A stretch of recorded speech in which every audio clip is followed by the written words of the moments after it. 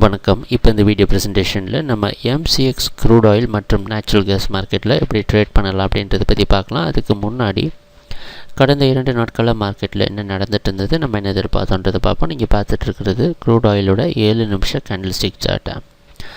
27ஆம் market open ஆனது 3080. Crude oil market நிறைய சரிவு சந்தித்த காரணத்தினால நம்ம என்ன முடிவு செஞ்சுருந்தோம் அப்படின்னா, மார்க்கெட் கொஞ்சம் கன்சாலிடேட்டாக விட்டுட்டு அதுக்கப்புறமா ட்ரேடிங்கை ஸ்டார்ட் பண்ணலாம் அப்படின்றது நம்மளுடைய எண்ணமாக இருந்தது. ஏன்னா க்ரூட் ஆயில் அதோடைய முக்கியமான 3000 அப்படின்ற சைக்காலஜிக்கல் ஜோனை தொடுறதுக்கு முயற்சி செஞ்சிட்ருக்க காரணத்தினால ப்ரைஸ் ஆக்ஷனெல்லாம் வாட்ச் பண்ணிவிட்டு ட்ரேடிங் முடிவெடுக்கலாம் அப்படின்ற எதிர்பார்ப்போடு தான் நம்ம ட்ரேடிங்கை இந்த வாரத்தில் ஆரம்பிச்சிருந்தோம். அந்த அடிப்படையில் ப்ரைஸ் ஓப்பன் ஆனதுக்கப்புறம் மார்க்கெட் பார்த்திங்கன்னா 3060 அப்படின்ற இடத்துல நல்ல தெளிவான சப்போர்ட்டும் 3080 ரெசிஸ்டன்ஸும் எடுத்து ஓரளவு 3080க்கு மேலே க்ளோஸ் ஆகிருந்தது 27ஆம்.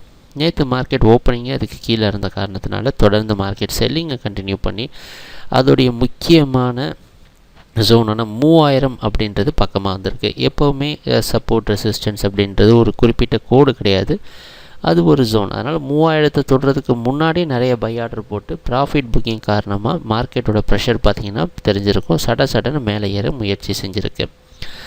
இறுதியாக 3076 க்ளோஸ் ஆகிருக்கு. இதுதான் க்ரூட் ஆயில் மார்க்கெட்டில் நடந்த முழுமையான price action. Open high low close அனாலிசிஸை பார்க்குறப்ப நேற்று மார்க்கெட்டோட க்ளோசிங் ஓப்பனிங்கை விட அதிகமாக இருந்திருக்கு. புதிய லோ நேற்று மார்க்கெட் க்ரியேட் பண்ணியிருக்கு. க்ளோஸ் பண்ணது முன்னாடி நாள் க்ளோசிங்கை விட கீழே க்ளோஸ் ஆகிருக்கு. அதே மாதிரி ஹை பார்த்திங்கன்னா ஒரு ஸ்பைக் மாதிரி தான் தெரியுது, கிட்டத்தட்ட முன்னாடி நாள் மார்க்கெட் ஹை பக்கமாக தான் இருந்திருக்கு. இது ஒரு குழப்பமான இடத்துல தான் க்ளோஸ் ஆகிருக்கு. ஏன்னா அது முன்னாடி நாள் மார்க்கெட்டோட அதிகமான கன்சாலிடேட் ஆன இடத்துக்கு நடுவில் க்ளோஸ் ஆகிருக்கு. இதில் எதுவுமே தெளிவான முடிவு நமக்கு வரல. அதிகமான சரிவையும் சந்திச்சிடுச்சு. இதுக்கு மேலேயும் தொடர்ந்து நம்ம செல் பண்ணுறதும் நமக்கு கரெக்டாக தெரியல. இன்றைக்கி மார்க்கெட்டோட ப்ரைஸ் ஓப்பனிங் கிட்டத்தட்ட நேற்று எங்கே க்ளோஸ் ஆச்சோ அதுக்கு கொஞ்சம் மேலே ஓப்பன் ஆகிறதுக்கு வாய்ப்பு இருக்கிற மாதிரி வெளிநாட்டில் இருக்க NYMEX மார்க்கெட் வச்சு பார்க்குறப்ப தெரியுது. அந்த அடிப்படையில் இன்றைக்கும் க்ரூட் ஆயில் மார்க்கெட்டை கொஞ்சம் வேடிக்கை பார்த்து சப்போர்ட் ரெசிஸ்டன்ஸ்லாம் தெளிவானதுக்கு அப்புறமா ப்ரைஸ் ஆக்ஷனை அடிப்படையாக வச்சு நம்ம ட்ரேடிங் முடிவு எடுக்கலாம். அவசரப்பட்டு முடிவெடுக்க வேண்டாம் அப்படின்றது தான் எங்களோட அட்வைஸ். அதனால் இன்றைக்கும் க்ரூட் ஆயில் மார்க்கெட்டில் மார்க்கெட் வாட்ச் பண்ணுறது நல்லது. ஆனால் வாட்ச் பண்ணுறது அப்படின்னா மார்க்கெட் விட்டு வெளியே இருக்கணும் அவசியம் கிடையாது. கண்டிப்பாக மார்க்கெட்டுடைய சப்போர்ட் ரெசிஸ்டன்ஸ் ப்ரைஸ் ஆக்ஷனை தொடர்ந்து பார்த்துட்டு வரணும். அடுத்ததாக நம்ம நேச்சுரல் கேஸ் மார்க்கெட்டில் என்ன பண்ணலான்றதை பற்றி பார்க்கலாம். நீங்கள் இப்போ பார்த்துட்ருக்கிறது நேச்சுரல் கேஸோட 7 நிமிஷ கேண்டில்ஸ்டிக் சார்ட். நம்ம புதிய கான்ட்ராக்டை பார்த்துட்ருக்குறோம். நம்ம திங்கக்கிழமையிலேயே நம்ம புதிய கான்ட்ராக்டை பற்றி நம்ம அனலைஸ் பண்ணியாச்சு. அந்த அடிப்படையில் 182 நல்ல ரெசிஸ்டன்ஸாக வச்சு நேச்சுரல் கேஸ் மார்க்கெட் டவுன் ட்ரெண்டுக்கு சாதகமாக இருக்கும்னு எதிர்பார்த்துட்ருக்கோம்.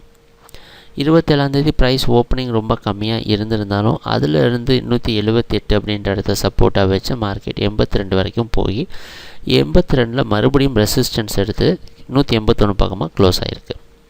நேற்று மார்க்கெட் அதை விட கொஞ்சம் கீழே ஓப்பன் ஆகி செல்லிங் காரணமாக கொஞ்சம் கீழே வந்திருக்கு. மறுபடியும் 182 டார்கெட் பண்ணி போயிருக்கு. இறுதியாக அதுவும் பலன் கொடுக்காமல் செல்லிங் காரணமாக 180.4 க்ளோஸ் ஆகிருக்கு. 2 நாட்களுடைய ப்ரைஸ் ஆக்ஷன் வச்சு பார்க்குறப்ப ஓப்பனிங் முதல்ல ஸ்டார்டிங் கொஞ்சம் செல்லிங்க்கு சாதகமாக இருந்தாலும் அடுத்த பாதி பையிங் இருக்குது அப்படின்றது நம்மளால் மறுக்க முடியாது. ஆனால் 182 தொடர்ந்து நல்ல ஸ்ட்ராங்கான ரெசிஸ்டன்ஸாக இருந்துகிட்டு இருக்குது. இது ஒரு இக்கட்டான இடத்துல தான் இருக்குது நேச்சுரல் கேஸ் மார்க்கெட். இன்றைக்கி மார்க்கெட்டோட ப்ரைஸ் ஓப்பனிங் 81லேருந்து 82க்குள்ளே ஓப்பன் ஆகிறதுக்கு வாய்ப்பு இருக்கிற மாதிரி வெளிநாட்டில் இருக்கிற NYMEX மார்க்கெட் வச்சு பார்க்குறப்ப தெரியுது. அந்த அடிப்படையில் நேச்சுரல் கேஸ் மார்க்கெட் தொடர்ந்து 182 ரெசிஸ்டன்ஸை வச்சு டவுன் ட்ரெண்டுக்கு சாதகமாக இருக்கும்னு எதிர்பார்க்கலாம்.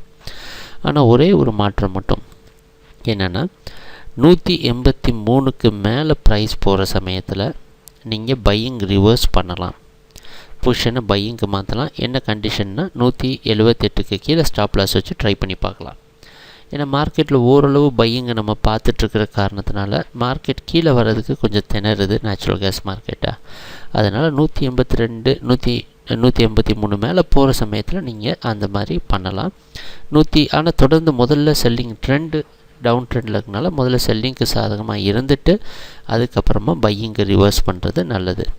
178க்கு கீழே ப்ரைஸ் க்ளோசிங் வந்ததுன்னா மார்க்கெட் மறுபடியும் டவுன் ட்ரெண்டை உறுதியாக கண்டினியூ பண்ணுது அப்படின்றதுக்கு நமக்கு உறுதியாக ஒரு முடிவு வருது. அதனால் கொஞ்சம் வெயிட் பண்ணி பார்க்குறது தான் நேச்சுரல் கேஸ் மார்க்கெட்டில் நல்லது. சரி, ட்ரேடிங் நடக்கிறப்போ பார்ப்போம் என்னென்ன மாற்றங்கள் வருதுன்னு. எங்கள் வீடியோ ப்ரெசன்டேஷனை தொடர்ந்து பார்த்துட்டு வந்ததுக்கு மிக்க நன்றி, மகிழ்ச்சி, வணக்கம்.